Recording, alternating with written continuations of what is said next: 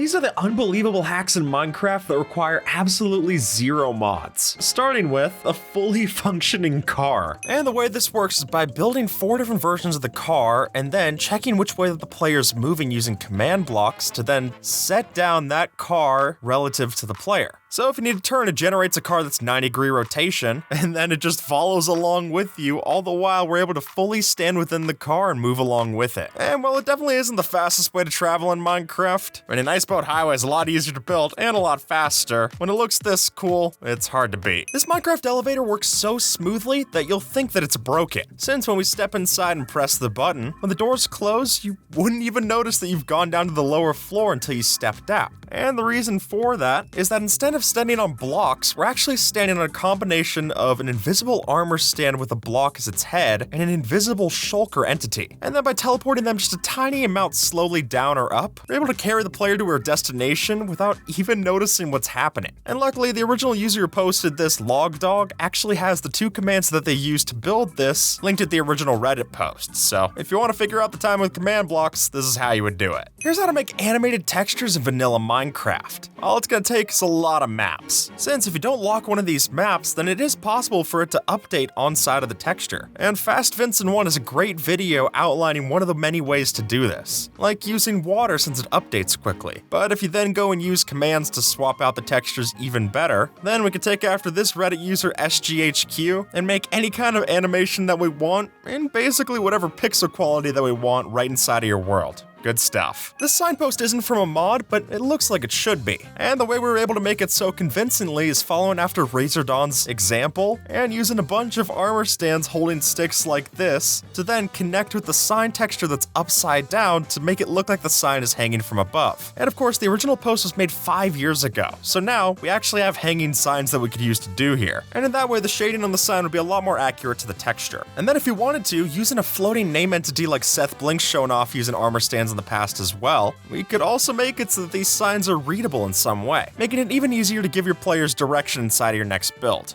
How do we make this arcade machine using zero mods? Well, the answer's a lot simpler and a lot stupider than you might think. Since while building the frame of the machine's actually pretty easy, you just use a block of your choice and an upside down stair like so, what really sells this is having an armor stand that's tucked in, facing away from us wearing a helmet. Because the back of the diamond helmet works surprisingly well as a lit up screen. And if you then went ahead and used the item replace command to change out the helmet that's on top of that armor stand, you could even animate the screen to change into different colors. But even just a single one like this can more than sell the illusion. With just 2 dispensers, we're going to be able to make a blender inside of your Minecraft kitchen. All we got to do is place down a solid block with a glass block on top, and then by facing in 2 dispensers and powering them at the same time, they'll be able to dispense the armor stand that's inside, place it down, and we'll have laid it out perfectly to have the blending mechanism right inside of this glass block. Unlike in the Minecraft trailers, we're not able to actually see ourselves using the anvil on our weapons. Or we couldn't until today. Since with the help of the armor stands, or using something like the Armor Statures data pack from Vanilla Tweaks, we can align an armor stand just right to have the sword in its hand placed perfectly flush against the top of the anvil. And while you could try for the same effect using an invisible item frame, I think you'll find that the depth here of the sword looks a lot better than just having it be tiny when it's in its sprite form. Here's how a couple of anvils can make your base invincible. Since, as it turns out, anvils have a high enough blast resistance where they're able to completely negate the explosion that would come from something like an end crystal or TNT. And you can see as much from this example. We can completely protect the dirt blocks, which would otherwise get destroyed by just having a ring of anvils like so. And if you want to go one further, if you want to completely disarm that piece of TNT that your friend lit off, then by dropping an anvil into the same space, that'll contain all of the blast damage, just also costing you 31 iron ingots. This phone booth isn't what it looks like, but instead, when you step inside, you'll find out that you'll be kitted out just the same way as Superman. And the reason for this is because we're using a command block underneath the phone booth like so that tests for a player that's standing on top of this block. And if that's the case, then it'll give us a full set of armor and give us a complete set of strength as well, giving you a Superman transition without ever having to use mods inside of your world. How do we build this keyboard in Minecraft? Well, it's not through the help of mods, but instead it's entirely down to custom player heads. Since using the commands that we'll put down in the description and on screen here, you're able to type these into a command block and give yourself player heads that then, when you put on top of armor stands, can be overlapped with blocks to cover up the armor stand and just show the parts of the player head that you want to see. And then then to make yourself a cool little desk chair, what you could do is use something like a debug stick to take these 3 iron trap doors that we place alongside the stair and change the NBT data so that they're always open, meaning that they're always going to be alongside your chair even if they're not powered. How did I put my face on a jack-o'-lantern? Well, it has nothing to do with custom texture pack, and instead, the way that we can make custom textures in vanilla Minecraft is by using invisible map art. And the way that we build this is that if you go out into the void that's in between the end islands and the end main island, then when you create a map there, you'll notice that all the parts that are void won't fill in on the map. So if we just place blocks where we want it to be, then by taking that invisible map art and putting it inside of an invisible item frame that you get with this command, we can lay that onto our pumpkin and get ourselves our own unique texture laid on the face. Don't trust this floor, since what might look like a mirror that you get with ray tracing shaders is actually possible with a lot of dedication. Since what's really happening here is that by placing glass blocks like this, we can separate the 2 halves of our build and then recreate everything upside down underneath. And folks, the way that you sell this is entirely in the little details. Like if you got item frames, they're able to be rotated in 8 different directions. And while it's a thing that costs twice the amount of blocks to do, it also costs 0 mods, so I'm happy for that as well. Villagers are rarely well behaved, and because of that, it's hard to put some of them into your builds without having it immediately turn into a wrangling exercise trying to get them all in place. And since we're not able to use leads on them, a much better solution if you're in creative is instead using the mob tag no AI to then spawn in villagers in just the right positions that you want them to be. And you can even rotate them so that they're looking in the right areas that you want to have them. And just with a few commands like that, you're able to add a lot of world building to your build without ever having to worry about them running off. This isn't a shield, it's actually a sign. Or it's going to be when we use it like this. Since following after MN Sweet's advice, what we could do is use armor stands to angle our shields in such a way where we then use armor stands of other varieties to hold our items on top of them. And now we've got unique shelves, or even a sign that you put outside on the sidewalk in front of your new shop. And so if you're playing on a server that uses the Vanilla Tweaks Armor Statues data pack, this could make all the difference for how you decorate your shop. This flower pot is illegal, but how did we get it in vanilla Minecraft? Well, while you could use a resource pack like the original post, it's actually entirely possible to make this using armor stands. Since by having the armor stand have the flower pot on its head, we can then angle the armor stand in any direction that we want it to be, which takes what would have been a boring flower pot and makes it into a moment where I'm fine to stop and smell the roses. Here's why you should sleep with a skeleton head. Well, let me explain. Since by using armor stands with skeleton heads facing away from the outside of your house, we can then overlap a bed just right on top of their texture and use those skeleton heads as pretty convincing pillows. I mean, I don't imagine they're particularly comfy, but they definitely sell the illusion, and that's good enough for me. You've heard of the Sword of the Stone, but what about the Netherite Sword and the Respawn Anchor? Yeah, it's not exactly as popular of a myth, but by using an armor stand holding its item upside down, we can have it so that we can place any item inside of the portal top of the Respawn Anchor. And perhaps my favorite part is that because we're able to grab things out of armor stand's hands, when you walk up, you always feel like you're worthy. Hard to put a price on that. These shadows are not real, and really, they're entirely possible inside of survival. All we're doing here is using deep slate brick underneath stone brick to create a shadow-like feel underneath our stairs. And I honestly think this works so well that even knowing how it works, it's hard for me to point out that it actually doesn't belong. And so if you're sick of leaving floating stairs inside of your build, then by having another set of floating stairs underneath them, it adds both support and an added detail.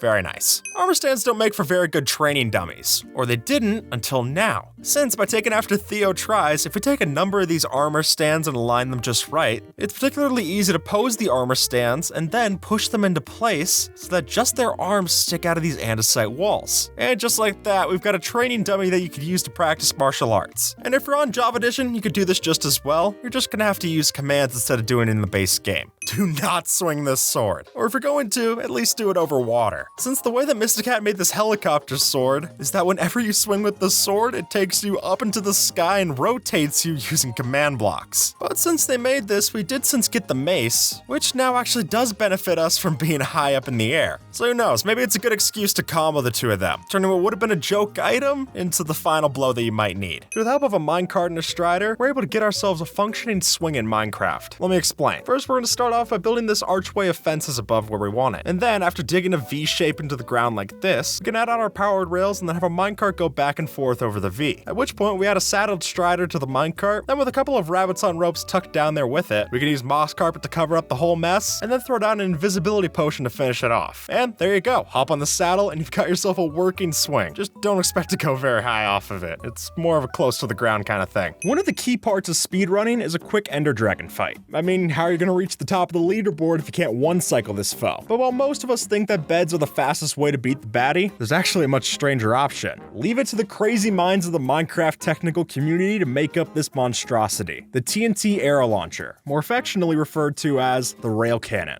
Being able to deal roughly 1200 points of damage in a single blow, this machine can one-hit the ender dragon. And in fact, the only hope that anyone has of surviving this thing is a totem of undying. But if you can't cheat death, then this will take you to a swift one. Nobody likes waiting, especially with nether portals. After all, you not only have to wait for the sickness animation, but then you also gotta let the other side generate as well. And it's a pain for sure. But luckily, you can take any old garbage item, toss it through, and then let that do the loading for you, saving you time and giving that dirt block a purpose. Redstone is one of my favorite parts of Minecraft, but the circuitry isn't exactly a looker. Now, that doesn't discount its personality. I'm sure what's on the inside counts. But to our builder friends, it's all about outward appearances. So in that case, how about we find ourselves a happy middle ground? I wasn't aware of this until recently, but you can actually throw down item frames on top of redstone dust. Meaning if you add in a colored map of your choice, then you can effectively cover up your tracks. Now obviously, if you're using a bunch of these item frame and map combos, I do have to warn of some potential lag. But if you got yourself a beefy computer, then I'd be hard pressed to say this isn't worth a shot. Minecraft has blocks and it has mobs, and oftentimes you don't see the two sides mix, but that changes today, since with the help of cleverly coded falling sand entities and armor stands, this Reddit user was capable of animating a proper functional jumping piston mob. And folks, this isn't done with any mods or resource packs, but in fact, it's fully possible using just command blocks or data pack in vanilla, and the results are equal parts ridiculous and impressive to see. And honestly, this just feels like a Pixar reference waiting to happen. Snow golems melt in the desert. That's not much of a surprise. Even Frosty the Snowman could have told you that. But what you might be surprised to know is that if you use a fire resistance potion, that'll allow your snow golems to survive in hot climates. And yes, that even includes the nether, as silly as it might seem. So if you have a couple of these lying around after a piglin bartering, you could set up a couple of snow golems, splash them with this, and use those to help you eviscerate through that blaze spawner. Just get ready for the rude awakening when the potion effect wears off, and you're left with nothing more than a pile of snowballs in front of you. I guess nothing good ever lasts, huh? When we talk about Minecraft traps, cake probably isn't top of your list. But here's why it should be. Since silly as it may seem, if you trap your friend in a case of cake like this, and then replace the floor underneath them with a piece of soul sand, then when we add in a water source block, we'll have trapped them inside of a bubble stream. And just that little bit of bouncing around is gonna make it very tough to break the cake. And at that point, their best way out is if they're hungry. Which I've never seen anyone eat a full cake in Minecraft, so they might be there for a while. Giants in Minecraft have not worked in a very long time, and that's intentional. They were left in the code, but they were intentionally given no AI. But now with the scale attribute command, we're able to take a zombie and then scale it up to giant size, and it'll have AI. You can even use the attribute commands to change its speed, its health, basically making your own boss mob inside of your world. I just wouldn't recommend doing like this user and giving it speed of a scale 3. Something about a giant zombie freaking out at the top of a ravine is horrifying in any update. I'm glad Mojang never added in this version of the giant. From where we're standing, this base doesn't look that hidden, but from the ground level, these shulker boxes that we used as a floor actually start to disappear. And the reason is that block entities like shulker boxes and chests stop rendering when you're 64 blocks away. So if you put some of these up near the top of the sky, they'll only render if someone gets within range. So unless they got an elytra, and they're flying pretty high up, might I add, they'll be none the wiser that you're hiding out here. And hey, with all those shulker boxes, you got built-in storage too, so there's worse blocks they could be stuck with.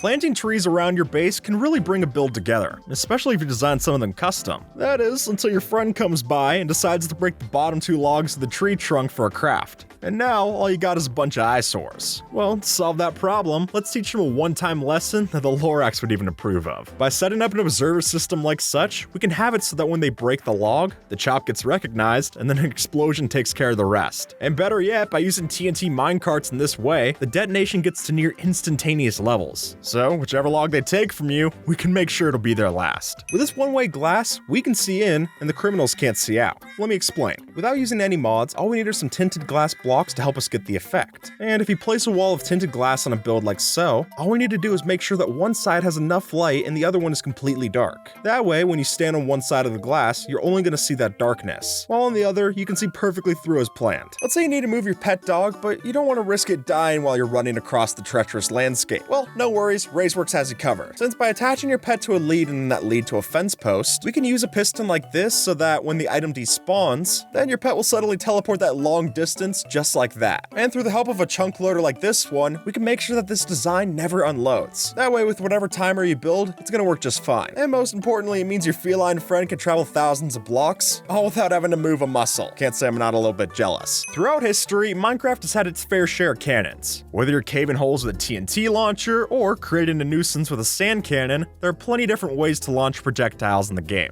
And as it turns out, the 1.17 update offers up an even newer addition to that category. As I'm sure you know, these dripstone blocks are not to be messed with. But better still is that we're able to launch these using slime blocks and pistons. Even with a small one like this, the momentum that we add in here could be just enough to make the option lethal. So while everyone else is worried about the differences between stalactites and stalagmites, you'll know that their best application truly is as bullets. Did you know that you could do this with bubble streams? Because apparently if you throw eggs directly at the water, those projectiles will ricochet and bounce along the bubbles. And functionally, this is a lot like an ender pearl stasis chamber, but we're just using a lot more momentum when we throw it out. Which means if you make a couple of baskets, you might be able to set this up for your very own basketball game. And hey, since it works with other entities, with the right amount of force, this could be the wild addition for your next TNT cannon. Although trapdoors are made out of wood, they don't burn in lava. Yeah, I don't get the logic either, but we don't have to understand it to know that we can use this to get ourselves quite a bit of diamonds. Since whenever you come across a lava pool, all you have to do is just bring around a crimson or warp trapdoor like this, and then flip it open to get yourself the diamonds at the bottom of the lava lake. But just be careful, because even if the trapdoor doesn't burn, your diamonds definitely could. By linking nether portals in a specific way, we're able to make it so that we can give one portal 2 destinations depending on where you stand on it. And this is going to become a lot more obvious if we use something like a tall nether portal. Because here we could have it that if we stand at the top of the portal with a secret place, then that'll be the only way we teleport to our secret base. But if you go through it normally, you go to the standard location of a nether fortress. Besides, whoever wants to teleport through the top half of the portal anyway? If you design it right, they'll just think you made a tall nether portal for show, and your secret's safe from there. This composter doesn't look like much, but it's actually my base. Don't believe me? Here, I'll show you. If we just step inside and throw an item right into place, a hidden hopper minecart will trigger and cause this redstone machine to push us right into place. And bam, hidden entrance. And while it's hard to notice what's happening from above, this Reddit user's post makes the mechanics a lot more obvious. Just make sure you place this in a village where it makes sense for there to be a composter. Otherwise, this hidden base could just stick out like a sore thumb. Traversing the nether is a tricky business, and the open fields of lava don't make that any easier. So if a strider isn't your style, then this method is well worth a shot. See, as coded, we get something of a lava boat to use in the second dimension. And while it's ridiculous, it's hard to say that a Frostwalker boat wouldn't be cool to try. I mean, I'd even love to use that in the overworld, let alone the nether. And being able to drift to the nether fortress in style is a great addition, no doubt. Now, it's commonplace knowledge by this point, you don't place a bed in the nether. I mean, that's just intentional game design. But then it might be a surprise to see this not explode in the end. See, what's happening here is that in Bedrock, it's actually possible to disable this intentional feature through a hidden command. And now in 1.18, we can keep our beds safe by changing the game rule respawn blocks explode to false. And then whether we're interacting with the bed in the nether or respawn anchoring the overworld, neither will explode anymore. And even though we still can't sleep in them even with this changed, at least the villagers can. If you're like me, then you're terrible with a bow and arrow. And unfortunately for us, that makes it really tough to get this advancement for the bullseye. Don't worry, this will make it simple. Since all we need to do is put a trapdoor on top of our target block, shoot an arrow right into the center, and then once we're 30 blocks away, we can have either a friend or a redstone flip the trapdoor open. At which point it counts it as if we shot the arrow from back here, and we easily get the advancement. And hey, you can do the same for the sniper duel achievement as well. Just switch out the target block for a different kind of target. Easy as that. According to Mojang, we're never going to see chairs in the base game, but this seems to do the trick. And the secret here is an invisible llama. See, given the L-like shape of the llama's neck and body, we can make a pretty convincing armchair to match them up. And if you're worried about the glitchy llama coming out of the side of the chair, it's nothing an invisibility potion and some banners can't fix. So if you're trying to gather the knights at your round table, this is a lot more convincing than crouching on a stair. Minecraft has plenty of doors, but what about a dog door? Well, if you want one of these in your base, all you gotta do is break a 1x1 hole where you want the door, and then place place a sign inside like so, and then place a block on each side of the hole, and then place down a 1x1 painting to cover it up. After that, you'll have the perfect sized door for your dog. It'll also be perfectly hidden, as long as no one goes punching for it. By using a repeating command block to summon in a bunch of wind charges with no direction above this command block, then as soon as we merge it so that they actually have a direction with this command here, the combined force of all of those wind charges will shoot us right up out of render distance. So I hope you have an elytra, otherwise this would have just been Team Rocket blasting off again. Now clearly mushrooms can have a use in the different stews we make, but the mushroom blocks, that's hard to justify. Though if you have Silk Touch, you might want to consider this the next time you're in a dark forest. See, these blocks can be used as something of a fuel source, so if you're just gonna throw them away, might as well let it work for you. Now this wolf's tail is spinning, but why? Well, to answer that, we first need to know that a tamed wolf's tail is linked to its health. So the lower its health, the lower the tail. And conversely, if we use commands to make it have a higher health, yeah, the tail starts spinning. So if you were to use the effect commands to give the dog both health boost and regeneration, we could watch its tail spin in real time. Just don't get dizzy when you try to watch it. In Java Edition, we trade with piglins like this, but on Bedrock Edition, we can do it so much faster. And the reason for that is that if you place down 2 observers to create an infinite clock, and then attach to that a sticky piston with a gold block on top of it, then when you throw the gold to the piglins to trade, you'll see that they're trading every single tick that's possible. So if you've got enough gold to fund it, I'd say pay up. You get yourself quite the show. With the help of commands, it's possible to make fully functional armadillo soccer in Minecraft. All we gotta use is a command so that the armadillo is permanently stayed rolled up. And then at that point, when you run into it like this, as user stably shows off on Reddit, we can sure enough play soccer right in the game itself. And honestly, this puts in perspective just how far we're able to bend it like Beckham with one of these things. And if you're wondering what commands to do for this, then the original user also has that for us in a handy comment that you can see on screen. And also down in the comments, it's worth mentioning this great quote: "He scoots, he scores." Yeah, I didn't know where else that was gonna fit in the video, I just had to say it once I read it. Placing blocks on slabs sounds like a pipe dream. So why does this work? Well, if you use the summon command to get yourself a falling block, you can make sure it lands right where you want it to be. And then after typing the command to summon it into place, you'll have a permanent addition to your slab or stair shelf, which beats the alternative of it floating, just saying. With the recent scale attribute command, we're able to change our size to as small as 0.0625 times what it was. And with that, this user had the great idea of making a mini parkour course that we could do at our small scale. And now what used to be simple jumps and gaps for us when we were regular sized become almost impossible feats at this small scale. And being able to run through things like gaps and stairs is particularly funny to me. Or having to land a neo jump while you're basically landing into half a block's worth of space. I don't think I could land one of those jumps if you gave me all the space in the world. But for an idea in a new parkour map, I think this is just asking to get used. And even better is that we could also scale ourselves up the other way. Make an entire giant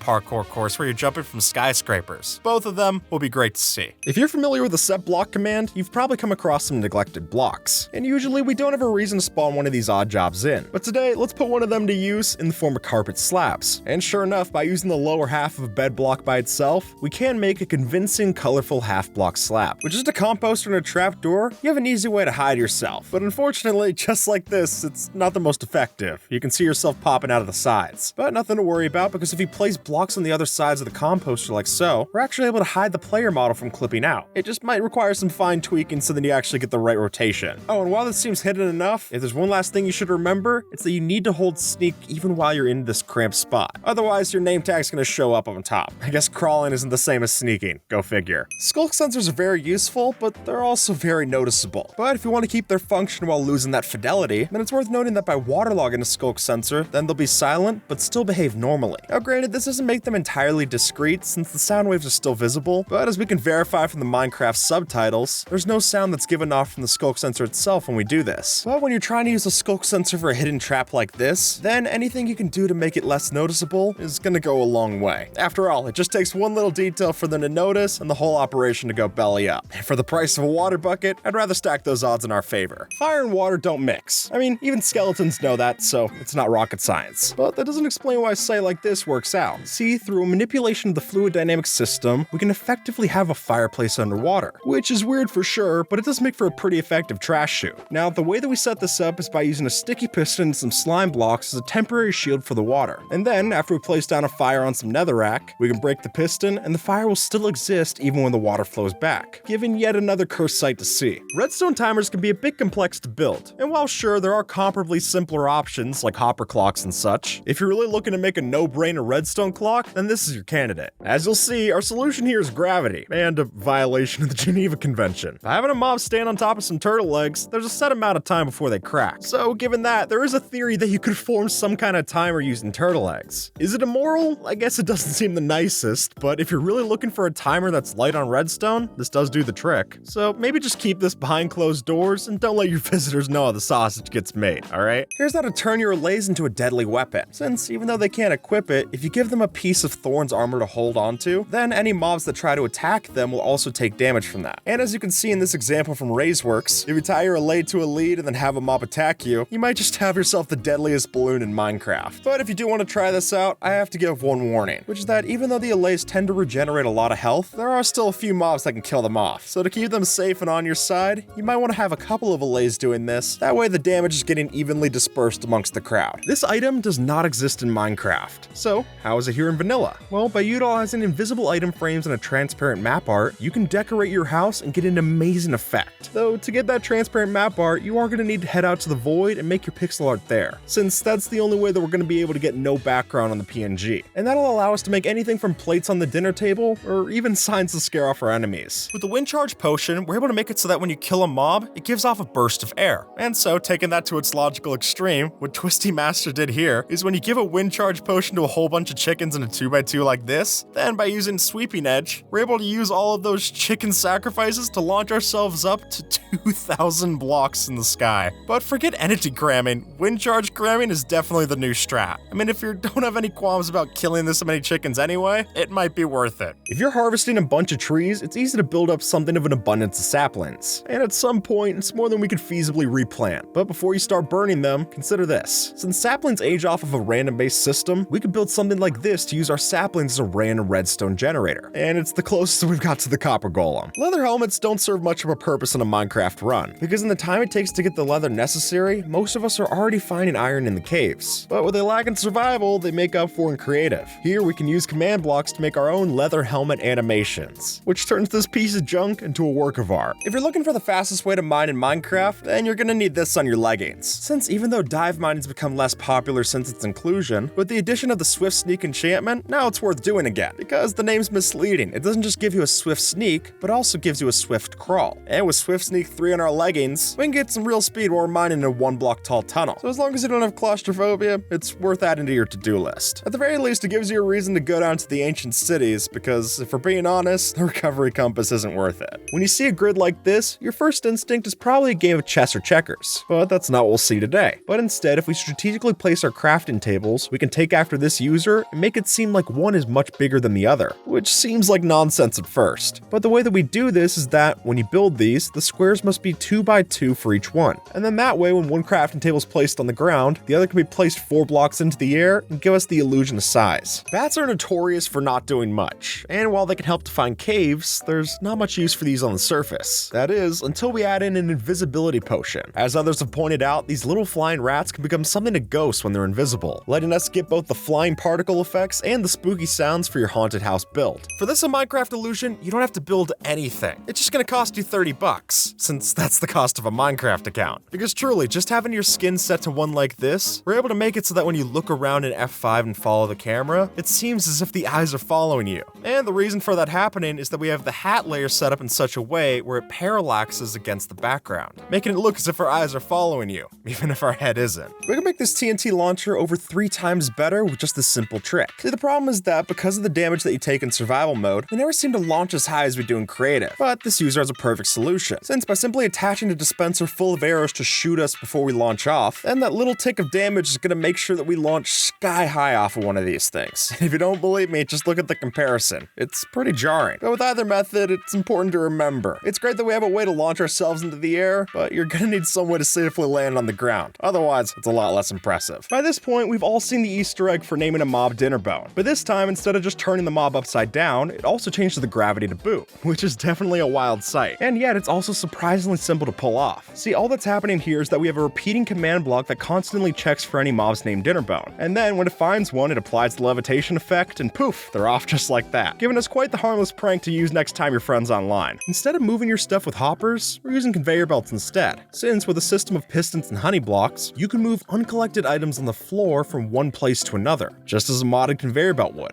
And if you want to get really creative, throw on some raw fish and have a brand new sushi bar to impress your friends. Now, lecterns are not something you need to craft in bulk, but if you happen to misclick in a crafting grid, don't sweat it. Here's the solution. Since these share the same bottom texture as the oak planks, we can make something of a rotated pattern in your roof, which I'll admit is a lot better than leaving these lying in a chest. Now, whether you call this GIF or GIF, chances are we've all seen them. And while they're commonplace, in Minecraft, they're a lot more rare, which makes this item frame a real sight to see. Though what's crazier still is that this is all done without using any mods, meaning we can not only play these animations within our world, but we can also record some of our own as well. And while I wouldn't use this to record your next hardcore Let's Play, it's still an amazing feat of Minecraft engineering, and it offers up some hilarious gags as well. We've all seen flying machines, but what about flying platforms? Well, as crazy as it looks, it's actually all capable through specific commands. And better yet, we can even deactivate and reactivate the platform upon command, making room for some new ideas such as a target range trick of the move, which would be quite the challenge for your next Minecraft parkour map. So if you've got the time to set up the command blocks, at least this is all possible without downloading Mod Loader. In Bedrock Edition, if you were to get a baby drowned mob to wear a mob's head, then when it equips it, that head will look ginormous. And there you go, you've got your own kind of a bobblehead in your world. And honestly, I don't know if you'd classify this as more silly or terrifying. I feel like it fits for both. Chorus fruit is a tough food source to justify, and not because of anything with the saturation, but because of the teleportation.